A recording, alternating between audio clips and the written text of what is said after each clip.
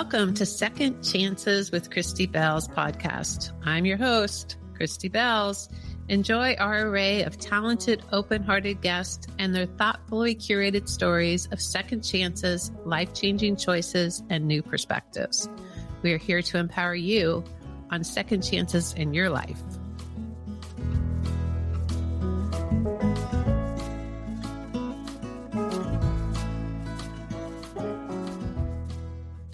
Karen Casey Cortese spent years leading national philanthropic strategy at Charles Schwab, overseeing the work of the Charles Schwab Foundation and engaging more than 33,000 employees in service and community involvement. After an extraordinary career creating large-scale impact, she's now focusing on what she calls immersive philanthropy, helping organizations and individuals move beyond traditional giving and into experiences that create deep, meaningful change. Outside of professional life, Casey is a passionate traveler, runner, and dancer, and she completed one of the most jaw-dropping endurance adventures I've ever heard of, running 7 half marathons and 1 full marathon on 7 continents in just 12 consecutive days, raising funds for Girls on the Run. I'm thrilled to talk to her today about purpose, impact, transition, and what it truly means to live a life aligned with service. Casey, welcome to Second Chances. It is so great to be here, and I really appreciate the invitation. You're very, very welcome. So I always start with, how do I know my guests? I'm so blessed to just be connected and continue to meet new friends. Casey's new in my life, and we met when we were both awarded the distinction of Women of Distinction with the Girl Scouts of Colorado. So we got to spend some social time together and in the evening of recognition in that space. And what an honor to be given that award and to be standing next to you and the other 9 women that we were with that evening being recognized. Just amazing. So much. It's an incredible recognition. And the women that I've met along the journey has been phenomenal. You, of course, included. What a great way to amplify the mission of Girl Scouts. Right? I just think it's so phenomenal to help lift up other women for girls to see and help them discover their full potential through that. I totally agree with you. And Girls on the Run is a pretty cool program too. Yeah. Do you want to do a little shout out here? Oh. Yeah, absolutely. I got to know Girls on the Run when I was doing some sponsorship marketing work with the Ironman triathlons. And when I realized that at that point in time, 50-something women, I was still learning the life lessons that Girls on the Run was trying to teach girls ages 8 to 12, 14 about self-confidence, about goal setting, about trusting themselves. I was just blown away. So when I decided to take on that huge running event, I knew I had to do it for a greater purpose. And Girls on the Run was just such a natural fit to support them and, again, help to take my journey alongside other girls, and it just made it a very powerful experience in a pretty unique way. Yeah, beautiful. I think the founder, if I remember this correctly, of Girls on the Run was a parent at my son's school at the time, and she went to start that Girls on the Run program, and I just remember thinking, wow, that is amazing, right? Because I've always been a women's empowerment coach until about 3 years ago when I decided to kind of shift some awareness and time and energy towards girls, which is when I joined the board for the Girl Scouts. I mean, just amazing, like what's happening. And I'm so glad that I made the shift in my life to focus more and more on these girls, because it's remarkable. And I just think they deserve to get so much knowledge and information now instead of waiting until you're 50 or 60 something, right? Like, come on, please. I'm one of 4 girls. So we had a lot of girl energy going on in our house. And you did. Unfortunately, my parents supported all of us in our own unique ways because we each had different interests. I don't know how my parents managed it, but just thinking about having a program like that when I was young and how much more choices I think I would have had earlier on in my life. I mean, I think I've had amazing opportunities, amazing choices, but just to have a support network and understanding things like the imposter syndrome is real for women and girls and women, while we have some very unique strengths in terms of our ability to multitask, our compassion, the way we nurture, that comes kind of parallel with some self-doubt that we shouldn't have. And so finding ways to lift that off of our shoulders as we move through our lives is just, it's amazing to be able to learn that. And there's a lot of really unique organizations that help with that, but Girl Scouts absolutely one, Girls on the Run another, and then people like you, of course, too. Well, thank you. It takes one to know one. That's always what I say. I'm surrounded by powerful women and people think I'm powerful, but man, the collective, that's why I do this, right? To put these voices out there. So this is your time. I want to hear your story. I want you to share what brought you to this point. You can start anywhere in your life. And if you would, just highlight a couple second chances that you got along the way. Sure. Well, let's see. I'll start when I was young. I always knew I wanted to be a part of something bigger than myself, but I really didn't know what that meant. I grew up in a smallish town in Wisconsin, went to school with the same people, kindergarten through high school. We didn't travel when we were kids. We had great family vacations around the campgrounds in the state of Wisconsin, but my world was somewhat limited at that time. So this sense of wanting to do something bigger was there, it was innate in me, but I didn't know how I was going to live that out. And for a while, it came through the performing arts. I discovered dance, I discovered theater and acting. I wanted to be an professional actress as I was growing up. When I realized I didn't quite have the fortitude for that, I got a degree in communication, graduated, and still was like, I felt like I was missing something because I didn't know what I wanted to be. I happened to find my way to this amazing global nonprofit organization called Up With People. Yeah. Yeah. And so some of your listeners may know the name. Up With People is the only organization that performed 4 times at the Super Bowl. It's one of their claims to fame. But more than that, it was this very unique global leadership organization that used the power of international travel, home family stays, community service, and music to try and break down barriers of misunderstanding between cultures. And I discovered this while I was on college, and I had to wait a couple of years after college to join this group. And this young little girl from Wisconsin without a lot of worldly experiences goes in this organization. I'm traveling with people from 14 countries. Every time I make a statement about something I believe, somebody asks me why. And I was like, wow, my answer used to just be because that's what I knew. And that wasn't enough anymore. I learned a lot about doing whatever it took to get the job done because, we had our defined roles. I traveled with the organization for 4 years, my first year as a student, and then I worked for them for 3 additional years. But we just knew what our goal was in terms of reaching and touching people and transforming mindsets of youth. And it didn't matter if your job description you had said you had to do something or not, you just found a way to do it. Yeah. And that changed my life. So that was probably a second chance for me. I had been in college. My parents invited me to go see the show in my hometown. It was on a Sunday night. I had early classes on Monday. I almost didn't go. My dad was like, I really think you'll enjoy it. He does not like amateur performances, but I was like, if my dad wants me to go, I'm going to go. And I saw the show and I was like, this is it. This is it. So a combination of the arts and the concept of service and giving back and discovering the world all boiled up into this one organization. It was life-changing. Yeah. The lessons I learned still carry with me. After 4 years traveling around the world, I got off the road. I went back home and realized that my hometown hadn't changed, but I had. Yeah. I was back on a path. Yeah. To seeing what was next. And I just moved out to Colorado, where I am now, on a whim with a girlfriend. And within 3 months, I was working at Colorado Ballet, which is where I wanted to be. So it was the right place at the right time and the right opportunity. And I worked within the performing arts for a while. I was the director of their academy, worked for a performing arts consulting agency, found my way into doing events, then sponsorship marketing, and then philanthropy. So it's been this really interesting route that brought me to the corporate philanthropic world is really where I felt like I was able to bundle up all my talents and all my heart's desires together, do something that I felt like was incredibly meaningful on a daily basis. Yeah. And so that's where, ultimately I wound up at Charles Schwab and recently quasi-retired. I'm doing my consulting part-time because I love so much what I do. But it was just this amazing journey of discovery and empowerment and lots of learning, eye-opening experiences, challenges, pretty much everything I think you want in a career. You don't realize it at the time. But because you're in it. Yeah. I know.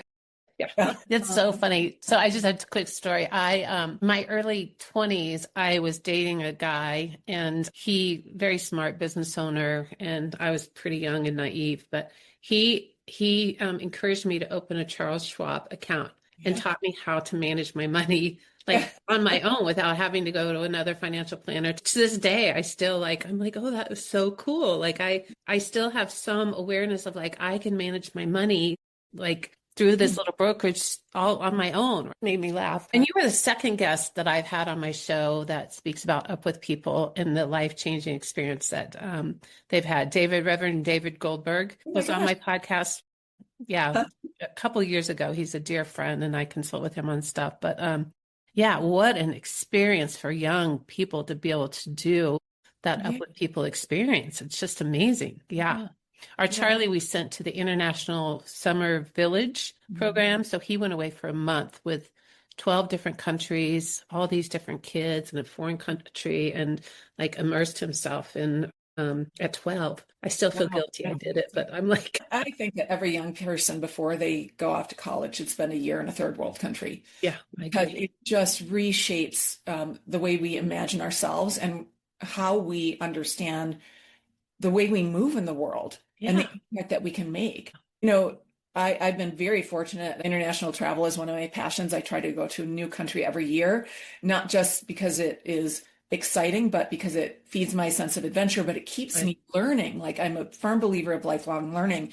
And Yeah. that was a big proponent of what Up With People taught is we are never done learning, never. From the minute we have consciousness to the minute we say our final goodbyes, there is opportunities to learn and to grow and evolve. And I just think that when you put yourself and immerse yourself in another culture, which is harder for young people to do today because we're Mhm. did. Yep. You can go to another country and you can still be texting your friends back home. I say Mhm. shut it all off, be fully present where you are, and Mhm. look at what other people's realities are. And, Yeah. walking in their shoes, it's a cliche, but it's a cliche for a reason. You Yeah. really need to try and put yourself into other people's perspectives to really Yeah. be able to not only become a better, more empathetic community citizen, but to also grow yourself individually. Yeah. Yeah. Yeah. There's nothing more profound than being witness to another culture, another person's experience, and being able to fully embody that or embrace that. And I don't think everybody has the capability of doing that. I don't actually know. Not Right. everybody has the capability of doing that, Yeah. but I have a huge compassion or a huge passion for that as well. I'm a social worker by degree. I'm just, very trained to be like, and I love international travel as well. I love to be in another place. I remember when I was young, I didn't start traveling until I was in my early 20s. And I went to Europe on a whim with a girlfriend. And I thought, when I got back, I thought, you know what? Travel, I quit my job, put myself through college. I went to Europe first, and then I quit my job and put myself through college. And I remember setting the values that there were two things that I would always invest in. One of them was travel, and one of them was my education. Yeah. So Oh, this lifelong learning like thread, and they go hand in hand for me, hand yeah. in hand, so You're I totally love that. I didn't, that's a great synchronicity. well, and the other thing I think too, for those that aren't fortunate enough to be able to travel internationally, we are fortunate to live in a country that has a lot of cultures built within it.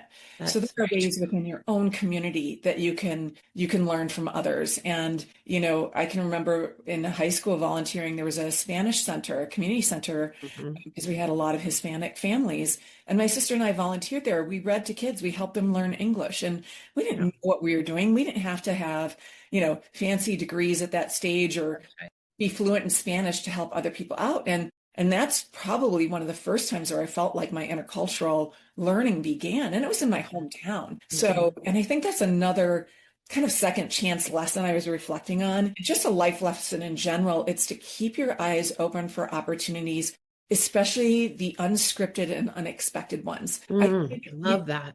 when I was graduating college, and I felt like something was wrong with me because I didn't have a career focus in mind. At that time I didn't know corporate philanthropy existed, but I didn't know what I was going to do, and I thought I was failing myself and my parents because I didn't have this plan set. My dad really taught me this, that you never know where the best next thing is going to come from. Mhm. And if you create too many expectations of yourself or have too defined of a path, whether that's choosing your course of study or choosing your career field or even choosing your friend group, you could miss out on so many things. I would have missed out on Up With People. I never would have wound up in corporate philanthropy if I had a prescripted Mhm. had chosen, but I learned to ask good questions and I learned to explore things even if they made me uncomfortable. And that's how I wound up in this amazing career that was so much more than a career. It was really, I was getting to work doing what I wanted to do in my personal life every day. It Yeah. blended the two. Yeah. fantastic way. Yeah. And it came from just keeping my eyes and my heart open to things that I didn't know about or I didn't know that I wanted at the time. Yeah. I think it's fascinating. I teach in my practice and in my coursework this idea of, trusting the path, whether that's a river, and knowing that the river knows where it's going. So put your boat in, don't be Yes. paddling upstream, right? Just go down the stream. Or Hansel and Gretel to go to the parables, like the breadcrumbs are there. Like if you just look, like it is laid before you. And I love that you speak of the heart, like following your heart, because it's my belief, and I write about that it is the desire that is your future. Your Yeah. future is predicated on your desires. And if you live that from your heart space, then you create the future of your, right? Not to say there aren't bumps in the road, but you absolutely get to create the future by following the path, trusting your heart, trusting your inner knowing, Yeah, right? Christy, that's such a Yeah. great perspective. I should be writing those down too. This will be But recorded so you can listen to yourself later. something too that I learned in marketing at one firm, our chief marketing officer always talked about how when you're thinking about messaging to people, you have your rational message and your emotional message. And I thought that was so smart. I had never heard that before. I was probably, late 30s at the time. I thought that's so brilliant because that mirrors who we are as individuals. We have to Exactly. make decisions using our rational mind, but also using our emotional beings. That's right. Blending the two together really allows you to, like you were just saying, to move forward. And I think that applies to so many different ways that we operate as human beings, because if you deny one or the other, I don't think you're going to really find the right level of satisfaction and happiness. Yeah, I agree with you. And I think, I talk about this a lot. We live in a world where that intellectual brain has dominated for so long. There's a book by Daniel Pink called A Whole New Mind. And it's one of the greatest reads I've ever read because he talks about how we've automated so much of the thinking brain. And this is important. It's really necessary to function and be in the world and to work and all of that, but it isn't it, right? So he talks about the left brain, right brain functions, right? It's why EQ, emotional intelligence, is so big right now. We have to learn the blend. And Pink would say that the future is actually predicated on the more right brain functions around creativity, connection, design. He got like 5 or 6 points in there. I'm like, whoa, right? Because I'm extremely right brained. I have enough little inner nerd, I say, to be dangerous, but I have to use it very early in the morning because otherwise I'm like, um, but that's a really good point, Casey. To be an effective leader, particularly, I think in our world, we have to learn how to blend those two. And I think that's what women do so well because we do it naturally to some degree. I know a lot of women that need to work on a little EQ skill. Yeah. Yeah. And as you're talking and sharing some of that about what Pink has shared, is that I had a lot of employees that talked a lot about bringing their authentic self to work. And I think some of them sometimes confused walking in the door and being able to say whatever you wanted to say, however you wanted to say it, to whoever you wanted to say it to, was being authentic. But I think it's more about understanding both that logical and emotional side and being able to bring both of those parts to your job. And then you can bring yourself fully. Of course, you have to have professional discretion. And there are moments in time where things happen and you might not necessarily agree with decisions that are being made, but just rallying against things isn't necessarily being your authentic self. And you have to be able to grow within those tough times or in those environments where things aren't exactly what you want. And then leverage both your rational and your emotional side to interpret it, to understand it, and then to choose how you're going to act on it, because there's always a choice, right? The choice point. That is the choice point. And that is the second chance moment. I think, when I teach about second chances, there's lots of things where I've done drugs and I made bad, whatever, those are second chances. But second chances are also those moments when I realized, man, I reacted versus responded to that situation. Yep. I didn't behave the way I wanted to be in that situation. So my models are behind us, right? So authenticity is at the very top of the pinnacle of the tree, right? Yeah. And it has to do with creative competencies. It's getting out of the space of reacting and being in this Right. unconscious, like reactive behavior and moving into like who we are meant to be in authenticity. Right. Authenticity really is about, it is the ability to speak up in challenging situations, definitely, but it's also a values based. Yes, Do you yes, want to yes. be kind? Do you want to be, do you want to be Right. clear? Do you want to, right? There's also a value base associated with using your voice and the power of your voice. That is brilliant. Yeah.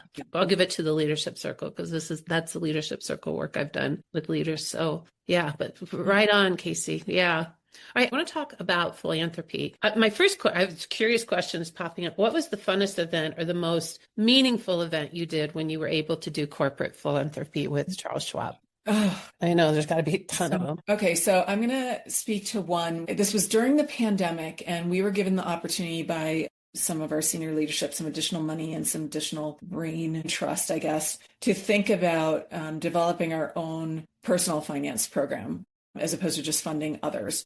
And we were able to, in a very short period of time, I was amazed to see how quickly we were able to bring, kind of took a lean approach to bringing a program to market. And we created a curriculum for our employees as volunteers to take out into their communities. Because pre-pandemic, we found a lot of nonprofits would come to us and say, hey, we need Girl Scouts might come, or, Girls Inc. or Boys and Girls Clubs or another nonprofit or school. You're a financial company. You must have content you can bring and help my constituents learn more about personal finance. But we didn't have our own stuff, a robust program. So we built a whole series of lessons that were interactive, that were video. We used video to showcase stories. We had a youth advisory board help us develop it so that we were not doing this to other people, but we were bringing the voices of those we were serving into the program as we moved along. And we also built a really cool employee training program to help our employees understand how to work with young people who come from backgrounds that are different than their own, to help break down any of their fear barriers for going in and working with underprivileged kids or kids that come from a different ethnic background. And we then took a modified version of this program to our headquarters in Westlake, Texas, and we invited this amazing school district to come onto our campus, and we brought their high school students, over 200 high school students, onto campus. We took them through a couple of the lessons. We also worked with an organization called the Players Organization. It was a group of former professional athletes from the NBA, the MLB, and the NFL who were also trying to advance financial literacy. So they came and talked to the kids. We did a career workshop with them. And then we were able to give this Oprah moment. We did the surprise moment where each of the kids got $1,000 college scholarship. They had no idea that was coming. But we were able to take this program that we had built, bring it into this really amazing group of kids, our employees, that even if they weren't volunteering, they could come and see this happening. And it was this amazing moment where we saw how all the effort of our philanthropic work was coming to life in person. Because sometimes in philanthropy, it's hard. You can sometimes feel removed from the end result or the people that you're actually serving. And sometimes you have to be clinical and analytical, and it moves you away from the passion point and the mission. And that's, again, where the rational and the emotional kind of collide. And when they were pulled apart, it was not as rewarding or meaningful, or I would also say impactful. So that whole experience was so moving, and it inspired so many more of our fellow Schwabies to understand how they could go out and take this new curriculum into their own home communities and see the power of it and the difference it could make. Now we couldn't give scholarships to every single kid that we brought our curriculum to, but that moment was just again super powerful for so many people that we were trying to serve. Yeah, I love that.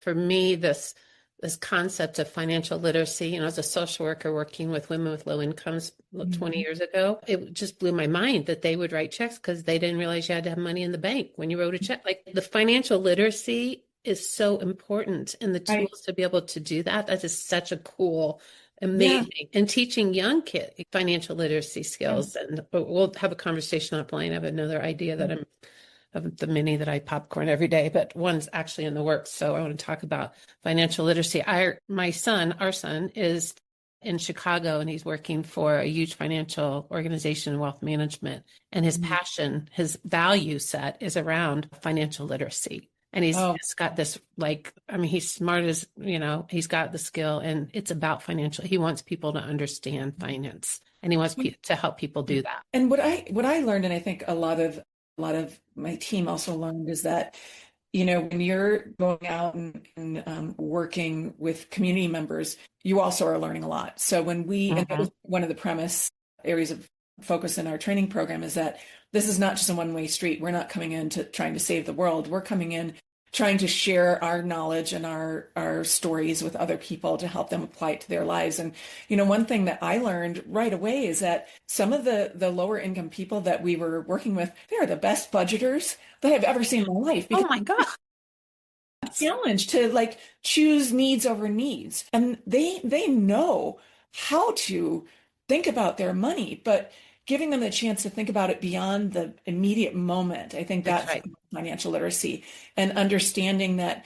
I was similar with Charles Schwab's story. When I was working in nonprofits, I wasn't investing because I didn't think I had enough money. And my dad was like, "You can if you invest with this organization called Charles Schwab." This is, just understanding that even if you can take $5 a month out of your budget and put it aside, and understanding then the power of that compounding interest in a savings account, or the compounding in your investments account, how it can get you further. And if you've never seen that before, of course you don't know it or understand Of it. If course. you have the ability to learn it, or you're not smart, the communities we're working with, they're incredibly smart individuals. You just haven't had the exposure to some of these concepts that, I was lucky enough to have my dad help me with that when I was younger. So Yeah.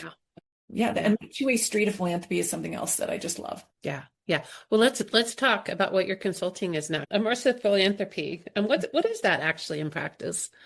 So I started thinking about this actually quite a few years ago, where I was understanding in the early days of philanthropy, a lot of times it was mainly writing a check. Of course, nonprofits need money to survive and to serve their mission. But as a philanthropist, if you think about your giving going much deeper than just it's more than a financial transaction. It actually isn't necessarily transactional at all. It's relational. Mm-hmm. It's really taking the time to Wow. understand. That's a whole premise in a sentence, if I could Yeah. I sum it up that way, is that as a funder, we have an obligation to really understand not only the people that we're trying to serve, and that's huge.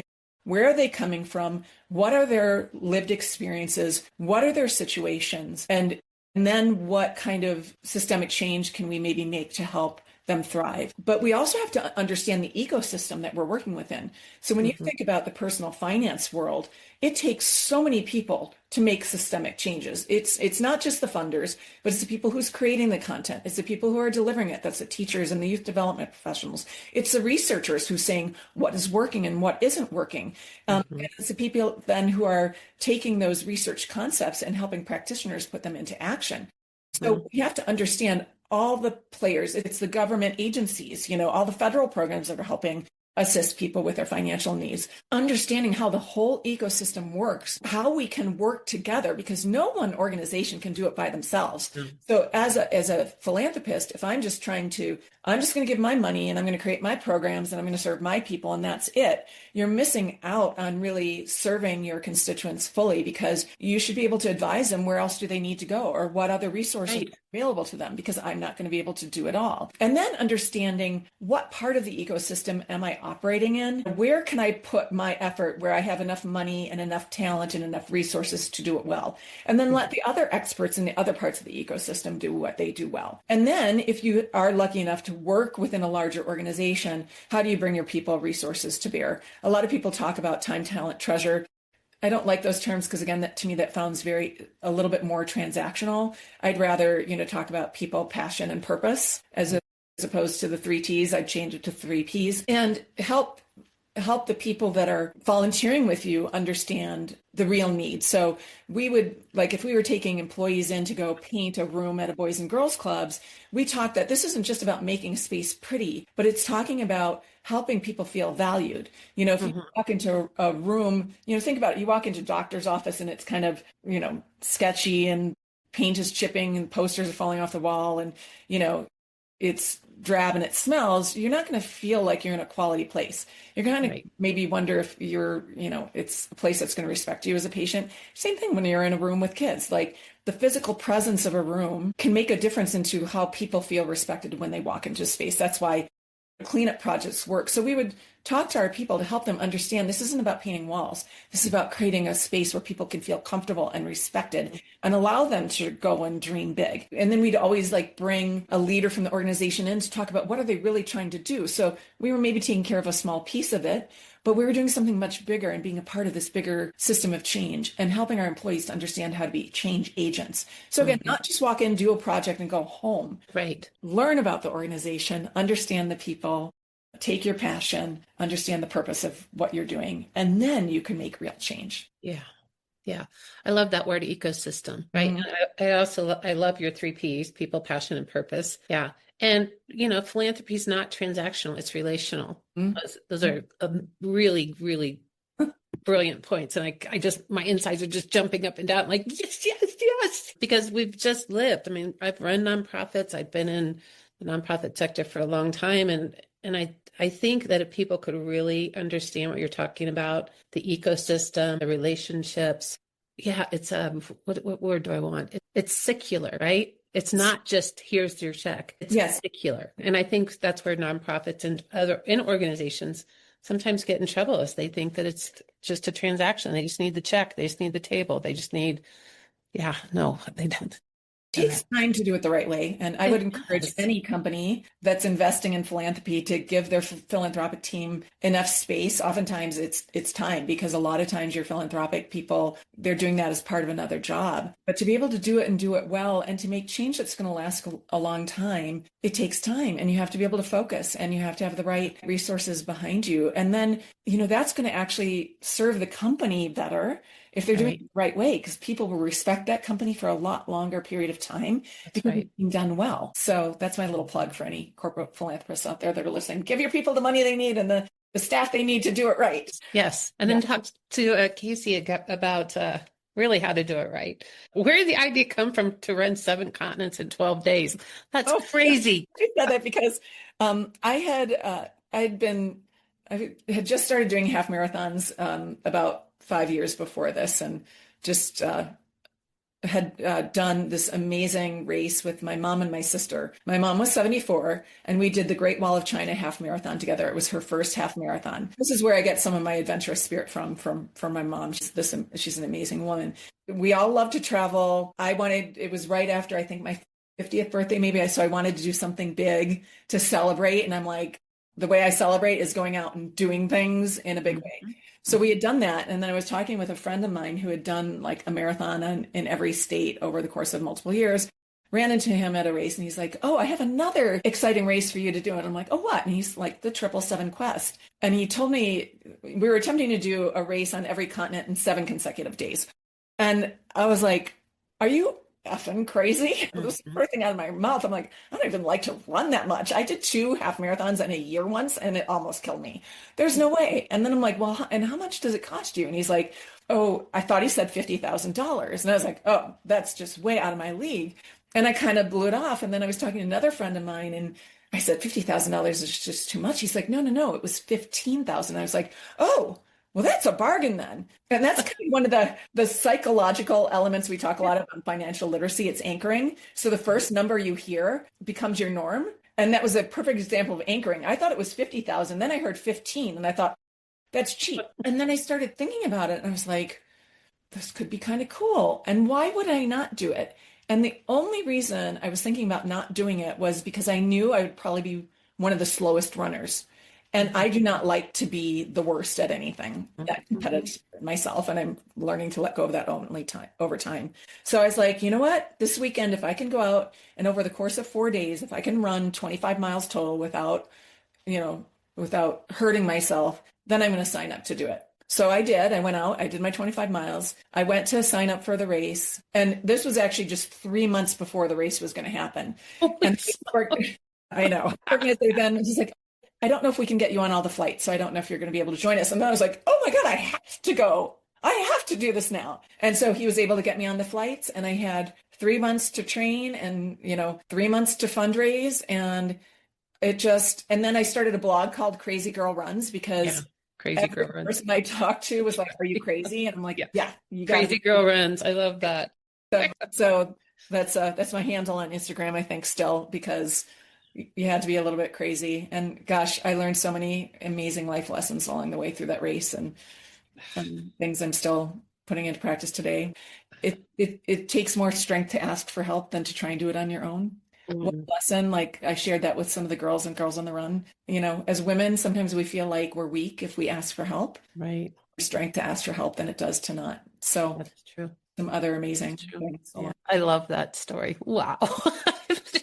I'm like, what? Why? My girlfriend asked me if I wanted to climb Mount Kilimanjaro with her. And I'm like, why would I want to do that? I mean, I work out, but no, no. Yeah. She said, I'll go on the safari with you, but I'm not climbing a freaking mountain. No.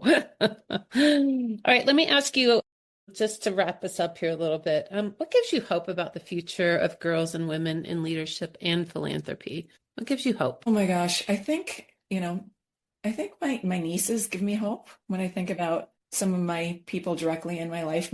One of my nieces bought her own house at the age of 27, which was Sure. amazing. Another one of my nieces, she's had some personal struggles, and she's now thinking about how she can take her personal struggles and use those to either start a nonprofit or work with a fledgling nonprofit to help others Hmm. grow. So when I hear stories like that, and I see it in my own family, Hmm. um, and there's so many more examples of that. All the girls that I've worked with in my philanthropic career that, I see struggling and have hardships that I never had to face. Like I never had to worry about having a roof over my head. I mean, we did not have money when we were young. We were struggling, but I always had a home. That's And right. I see these young people that are talking about what they can do to help others, not just what can they do to get a roof over their own head, but how Hmm. they can help their communities. And I Hmm. hear these conversations a lot with young people just when I'm out and about. And that's the thing that gives me hope. If I'm hearing those conversations are organically coming from young people,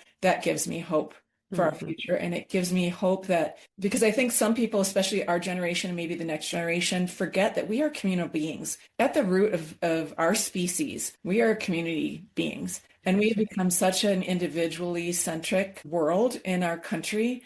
And I think it's doing so much more harm than good. Yeah. But hearing again young people thinking about others alongside of themselves, that's what we need to do to evolve. And that's what gives me hope when I see girls thinking that way, because that just shows that they have a mindset and an interest and a desire. And then whatever we can do through organizations like Girl Scouts of Colorado and Girl Scouts of the USA, Girls on the Run, et cetera. And as women leaders, what can we do to help nurture that mindset among young girls? Yeah.